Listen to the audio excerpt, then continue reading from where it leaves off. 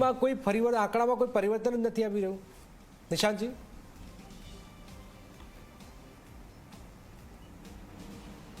જનકભાઈ, સૌપ્રથમ તો હું ખૂબ જ સ્પષ્ટ કરવા માંગુ છું કે કોંગ્રેસના અમારા પરફોર્મન્સથી પર્સનલી જો તમે મને પૂછો તો મને તો ખુશી જ છે, કારણ કે અમારો વોટ શેર વધ્યો અને અમે અમારા વજૂદને, અમે અમારા કાર્યકર્તાઓની શાખને, રિસ્પેક્ટને જાળવી રાખવા માટે તમામે તમામ 70 સીટો ઉપર મજબૂતાઈથી આ બડા રિચાર્જ અને છોટા રિચાર્જની સામે લડ્યા.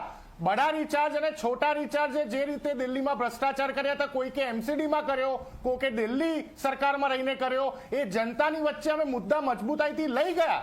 અને જો સવાલ રહ્યો આ ફરજીવાલનો, તો આ ફરજીવાલ અને એની કટ્ટર બેઈમાન પાર્ટીના કારણે ગુજરાતમાં જે કોંગ્રેસ સાથે હાલત કરવાની આ લોકોએ કોશિશ કરી, સોપારી ભાજપ કરતા હરિયાણામાં જે હાલત કોંગ્રેસ વધારે લાગી રહ્યું છે. હિમાચલમાં એમનું કોઈ વજૂદ નહીં, ગોવામાં કોઈ વજૂદ નહીં, કોંગ્રેસનો અવાજ જબરજસ્ત ચાલી રહ્યો. એટલે ભાજપ કરતા કોંગ્રેસના નેતાઓ જોરથી બોલી રહ્યા છે. જનકભાઈ, એટલે ભલે 0-0 તું નહીં તો કે તમને કેરી ઓન. હું ખૂબ જ સ્પષ્ટ વાત કરવા માંગુ છું. હું ખૂબ જ ના જનકભાઈ, ખૂબ જ સ્પષ્ટ વાત કરવા માંગુ છું. આજ ભારતીય જનતા પાર્ટી 2 સીટો ઉપરથી 240 ઉપર આવી છે ને લોકસભામાં. એક જમાનામાં તો એ પણ 2 સીટો ઉપર હતી ને.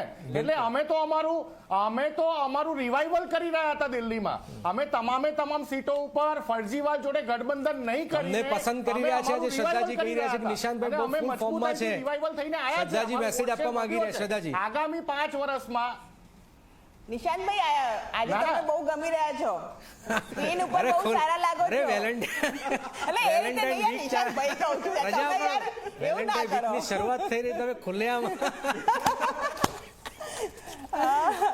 અચ્છા પોલિટિકલી. અરે ભાઈ, આ તો ભાઈ એમના ગાલ પર રાખડી મોકલવાના છે. ગાલ ગુલાબી થઈ ગયા છે નિશાંતભાઈ. ના, એમના મિસિસ મારા બહુ સારા ફ્રેન્ડ છે. પ્લીઝ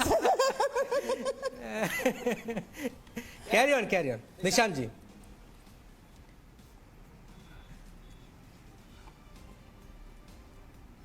જનકભાઈ, એટલે કહેવાનો વિષય એ છે